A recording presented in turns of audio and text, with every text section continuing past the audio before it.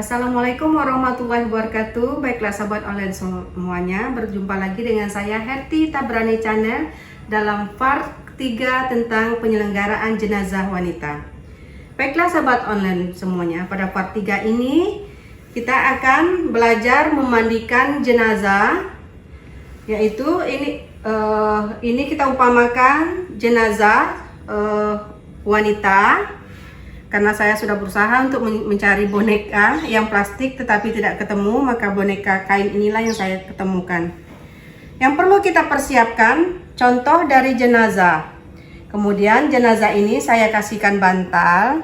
Sebenarnya ini dikasih plastik supaya tidak basah kena air. Ya, kalau sahabat online semuanya membuat di rumah, ini dialas dengan plastik supaya ini dengan penuh kasih sayang kita kasihkan bantal, karena tidak boleh langsung mengenai kepalanya kena meja atau tempat pemandian. Baiklah sahabat online semuanya, ada dua pendapat tentang pemandian jenazah ini. Katanya ada yang dipangku oleh anak-anak atau ahli warisnya, dan ada yang menggunakan tempat stainless khusus memandikan. Tetapi kalau menurut pengamatan saya dan setelah saya kaji-kaji, bahwa tempat yang paling efisien untuk memandikan jenazah adalah tempat yang telah disediakan oleh para pengurus masjid atau pengurus kematian, yaitu tempat stainless yang pas batas pinggang. Karena apabila tempat pemandian jenazah itu pas batas pinggang, maka kita tidak perlu membungkuk terlalu jauh. Karena apabila kita membungkuk terlalu jauh, apalagi kami-kami yang telah berusia di atas 50 tahun ini akan merasakan sakit pinggang karena terlalu lama membungkuk membersihkan jenazah. Tetapi apabila jenazah diletakkan di tempat stainless atau meja seperti ini, maka tidak perlu kita membungkuk lagi. Kita dengan mudah membolak-balikkan jenazah, nanti membersihkan jenazah. Begitu. Sedangkan yang berpendapat tentang memandikan dengan meletakkan di atas kaki selonjoran atau di pangku, katanya menunjukkan kasih sayang para ahli waris. Sebenarnya sahabat online semuanya ya, menunjukkan kasih sayang itu bukan di saat mandi saja. Karena sebelum kita memandikan, jauh-jauh hari kalau seandainya keluarga kita itu sakit, maka kita perhatikanlah, tunjukkanlah kasih sayang kita terhadap jenazah itu. Bukan di atas saat mandi saja. Kemudian ada sesuatu yang sangat tidak bagus kalau memandikan dengan di pangku itu. Sering sekali saya temukan tinja yang akan kita bersihkan akan mengalir di sela-sela kaki-kaki para yang memangkukan, tidak mengalir dengan bagus airnya. Kemudian nanti yang ikut memandikan mengangkat jenazah dengan pakaian yang banyak kadangkala tinja di lengket di pakaian mereka, karena airnya tidak mengalir langsung ke tempat pembuangan kotoran. Begitu ya sahabat online. Baiklah, itu sedikit tip dari saya. Oh ya, ada lagi yang harus saya beritahukan. Karena di dalam pemandian jenazah ini sahabat online semuanya, tidak hanya mulus saja yang kita temu kondisi si mayat itu, tetapi kadangkala kita menemukan kondisi jenazah yang mempunyai penyakit diabetes sahabat online semuanya ya. Kalau penyakit diabetes itu, kita bukan merendahkan seseorang ya, karena dia terlalu lama misalnya baring, sering ini punggung-punggungnya ini, kondisi punggungnya ini, dagingnya membusuk atau rontok-rontok atau ada luka. Terutama di bagian tulang ekor sini. Sering terjadi luka karena terlalu lama berbaring berbulan-bulan. Dan hal ini sering kalau yang penyakit diabetes basah itu akan mengeluarkan bau yang tidak sedap sahabat online semuanya ya. Dan satu cara tip dari saya, cara mengatasi bau busuk itu supaya jangan nanti tercium oleh orang halayak ramai saat nyelawat.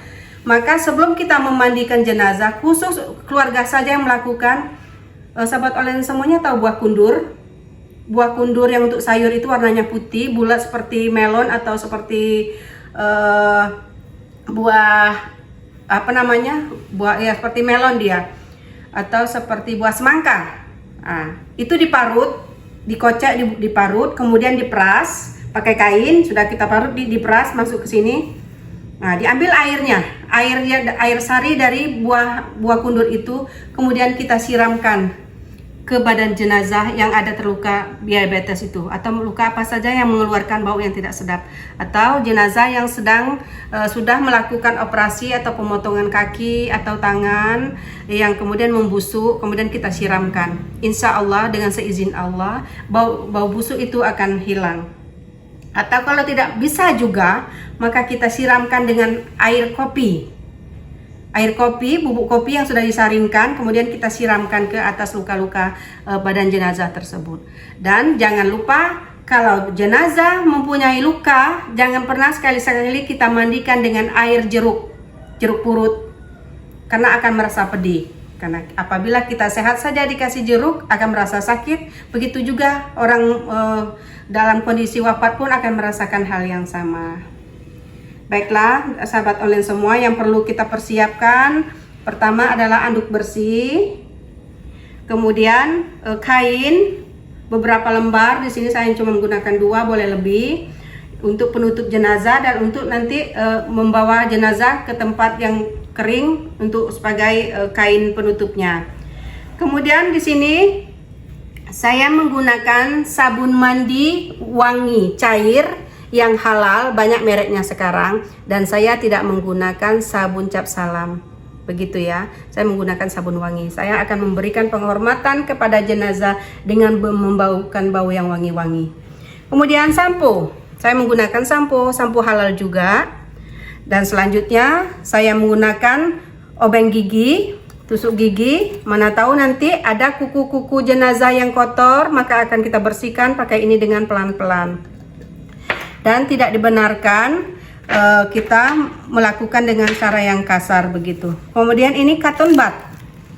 Cotton bud kita gunakan untuk membersihkan telinga, hidung pakai cotton bud.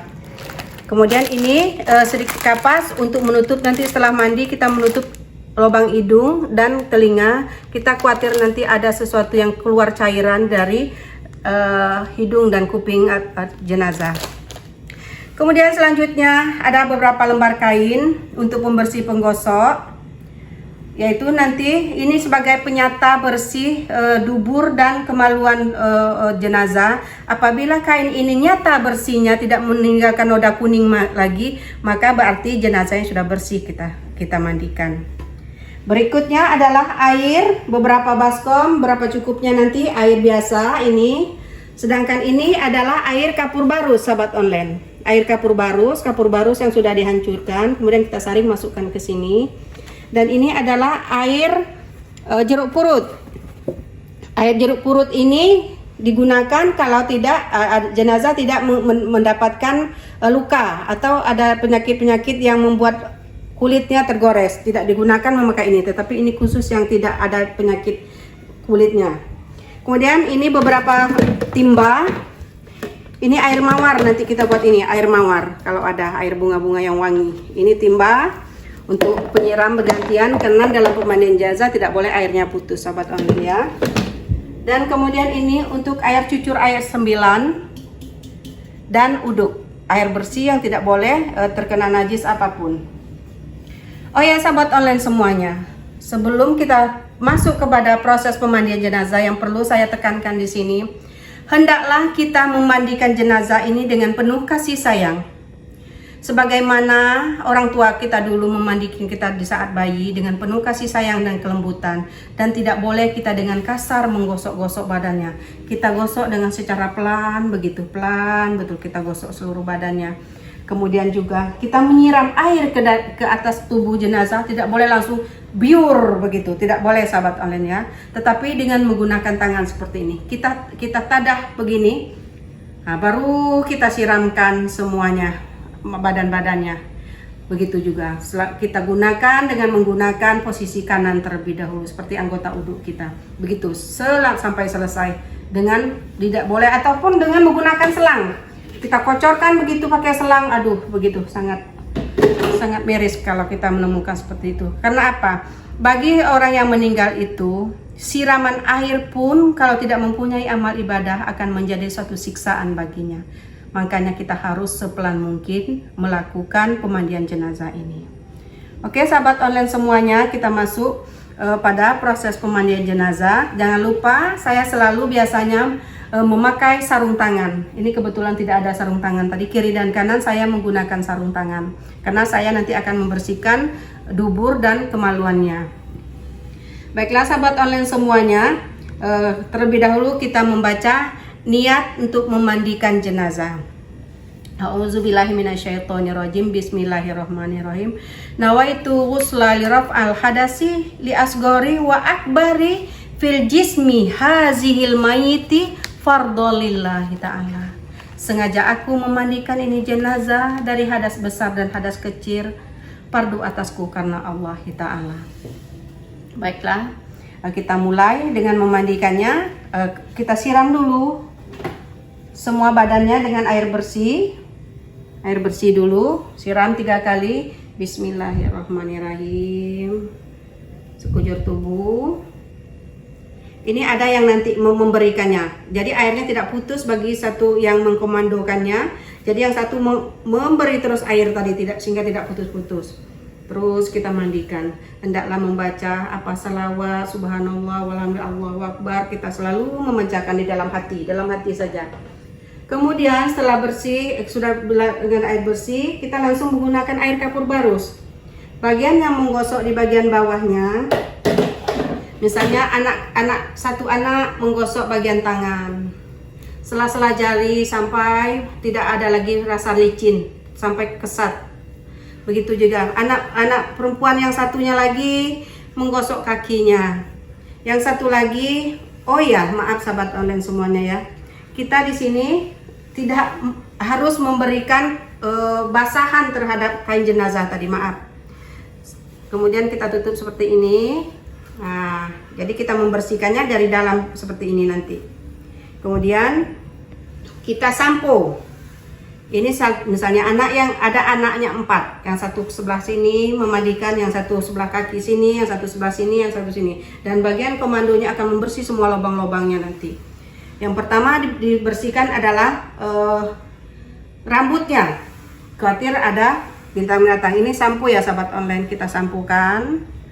Kemudian yang lain menyiramkan air, kita sampo dengan pelan, dengan penuh kasih sayang. Nah, sampai bersih, sampai bawah-bawahnya kita gosok juga pelan sekali kita lakukan. Kemudian kita siram. Nah, mestinya ada yang tukang siramnya satu. Nah, bersih, siram. Kemudian kalau waktu menyiram, jangan lupa tutup mulut dan seperti ini sedikit, supaya jangan masuk air ke dalam lubang hidung dan mulutnya. Setelah bersih rambutnya, kita masuk ke step berikutnya, yaitu kita membersihkan lubang hidungnya. Kita bersih lubang hidungnya kiri dan kanan dengan pelan, dengan katun bat yang berbeda-beda. Kalau kotor buang lagi, begitu. Setelah nyata ini dibersihkan, keluar semua kotoran, kemudian kita pastikan dengan kain putih ini. Kita masukkan kain putih sedikit begini, maka apabila telah jelas tidak ada kotoran lagi, berarti hidungnya sudah bersih. Selanjutnya kita membersihkan kuping dengan mengorek kuping pelan-pelan. Kita bacakan Sami Allah Maha mendengar Allah. Ini kupingnya untuk mendengar Allah. Maka dalam hati kita membaca Sami Allah, Sami Allah, Sami Allah, Sami Allah, Sami Allah. Nah, telah bersih kiri dan kanan. Pertama kanan ya, kanan sudah bersih, kita pindah lagi ke sebelah kiri. Sami Allah, Sami Allah, Sami Allah, Sami Allah. Begitu kita baca. Setelah kita bersih, langsung kita cek lagi dengan kain putih. Kita cek bagian sisi luar juga, dalam juga, ternyata sudah bersih semua, kiri dan kanan, maka hidung sudah bersih. Kemudian kita ganti kainnya lagi, kita akan membersih mulutnya. Kalau seandainya ada si mayat memakaikan behel atau gigi palsu, silakan dibuka terlebih dahulu. Nah, kita masukkan satu jari kita begini, kemudian kita gosok pelan-pelan giginya. Nah, kemudian kita pindahkan lagi, kita siram dengan air yang bersih. Kita masukkan, jangan yang sisi kotor lagi dipakai, yang sisi ujungnya lagi yang bersih. Kita bersihkan lagi, masih kotor. Pindah lagi telunjuk kita ke sisi yang satunya lagi. Kemudian kita kasih air lagi, kita bersihkan sampai tidak ada lagi kotoran di dalam mulutnya. Nah, begitu caranya. Setelah selesai bagian semua ini, Kemudian kita membersihkan semua badan-badannya tadi menggunakan ini lagi. Kita bersihkan ini semua, jari-jarinya juga. Seandainya kukunya panjang atau pakai kutek, kemudian ahli warisnya minta dipotongkan kukunya, maaf ya sahabat online semuanya, apapun kondisi kita wafat, tidak boleh kita robah lagi. Kita tidak boleh memotong kuku jenazah yang panjang itu. Biarkanlah seperti itu dia bawa ke akhirat. Karena Nabi kan sudah memesankan tidak boleh memanjangkan kuku atau memakai kutek. Tapi kalau inai dibolehkan, sesuatu yang bisa dibawakan untuk sholat, maka boleh kita bawa untuk mati begitu. Jadi kita tidak bisa memotong kuku jenazah lagi, meskipun nangis keluarganya minta tolong potong labu kukunya, kasihan, tidak boleh, karena tidak ada lagi yang perlu dibuang di dalam tubuh jenazah yang sudah meninggal. Bawalah menghadap Allah Subhanahu wa taala dalam kondisi apa adanya begitu. Setelah ini bersih semuanya, maka kita membersihkan sebelah kanan. Maka kita miringkan dulu jenazah ke sebelah kiri. Kemudian kita ambil sabun, kita gosokkan lagi sampai kaki, juga punggung dan pinggul pantat bagian belakang. Selanjutnya kita pindah lagi sebelah sini. Kalau sudah bersih, pindah lagi, kita bersihkan. Ya, ini orangnya lain yang megang sebelah sini ya sahabat online ya. Nah, kita bersihkan sini.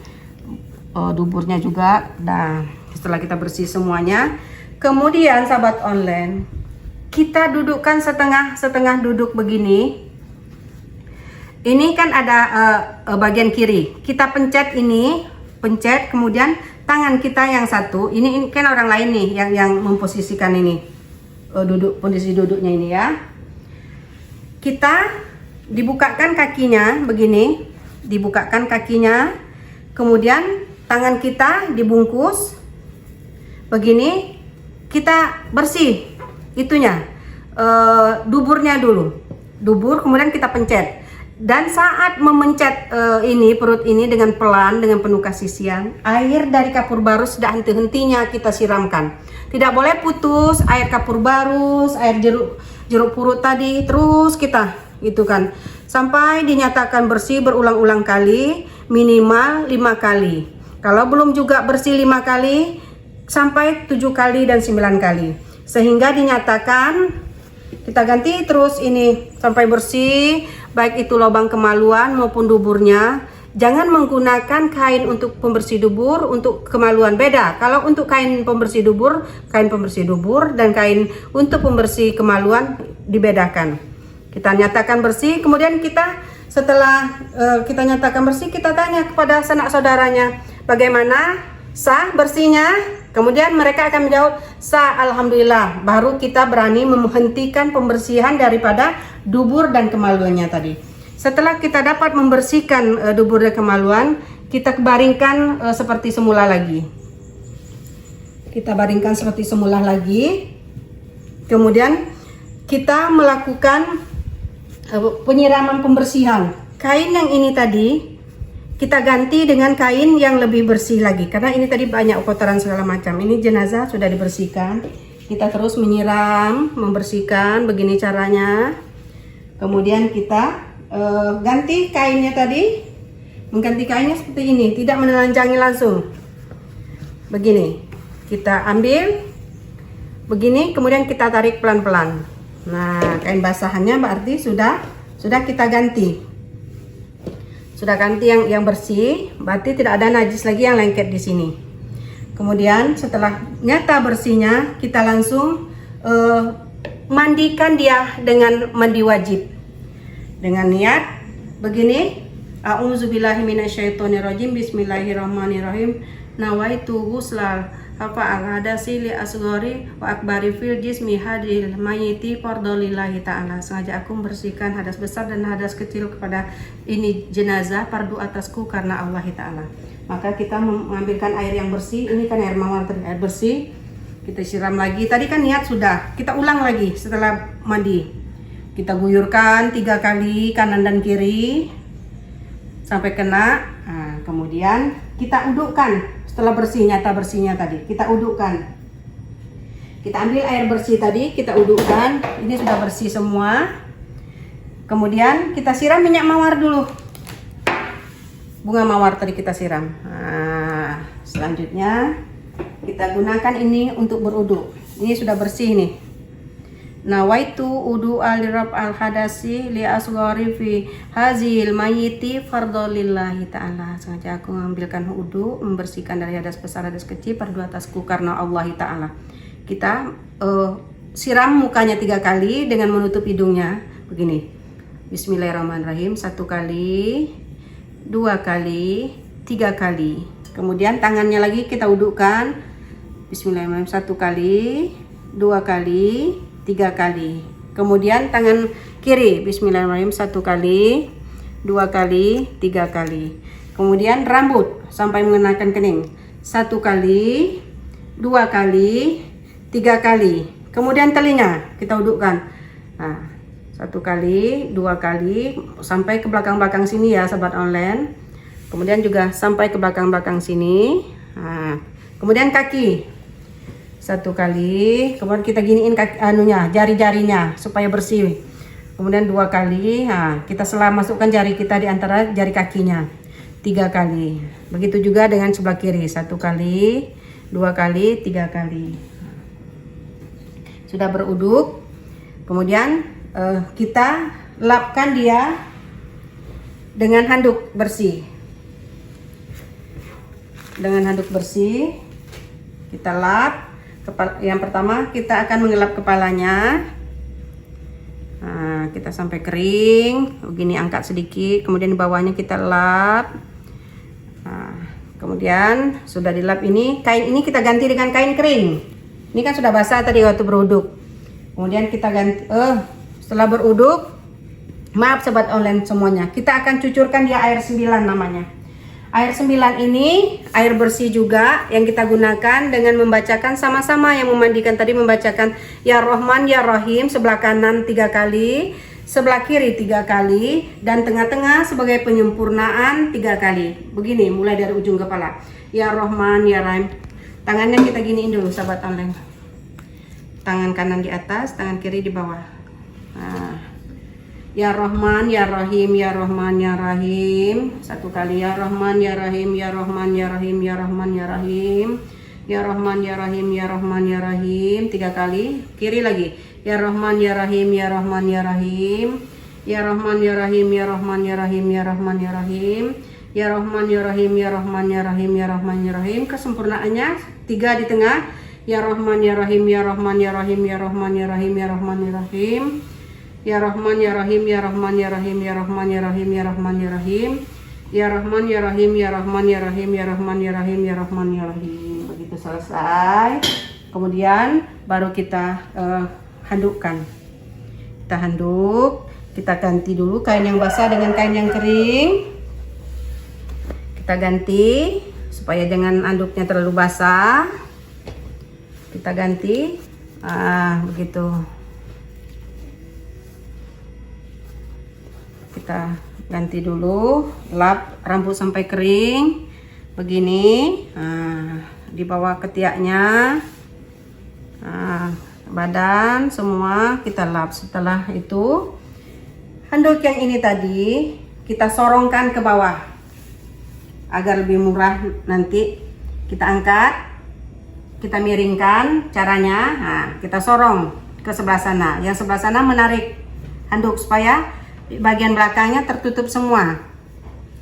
Begitu juga dengan posisi kepalanya. Nah, yang bagian sini menarik di sini. Setelah tertutup semuanya dengan handuk. Ini untuk tutup bagian bawahnya. Kemudian kain satu lagi untuk menutup bagian keseluruhannya. Cara membawa ke depan. Takut nanti auratnya kelihatan oleh orang lain. Begitu. Kemudian ini bawa ke sini. Yang ini tadi dibawa ke bawah seperti ini. Nah, di saat dekat kain kapan, yang ininya dilepas. Kain anduknya tadi. Ini diapit ke sini, begitu. Yang ini dilepas. Nah, yang ini baru kita meletakkan kain jenazah. Berarti bagian buntutnya tidak ada lagi anduk. Kemudian ditarik anduk. Begitu caranya ya. Nah, baru kita angkat di sini dengan pembacaan selawat Allahumma sholli ala sayyidina Muhammad, Allahu Akbar. Sini angkat. Orang berapa? 3 atau 4 kita angkat ke tempat kain kafannya. Demikianlah sahabat online semuanya tata cara kita memandikan jenazah pada part 3 ini, yang mudah-mudahan bermanfaat bagi kita semuanya sebagai penyelenggara fardu kifayah bagi yang hidup untuk jenazah yang meninggal. Demikianlah, dan saya sudahi dengan wallahul muwaffiq ila aqwamit thoriq. Wassalamualaikum warahmatullahi wabarakatuh. Jangan lupa like, comment, dan share, dan pencet tombol merahnya subscribe. Terima kasih. Assalamualaikum. Dadah.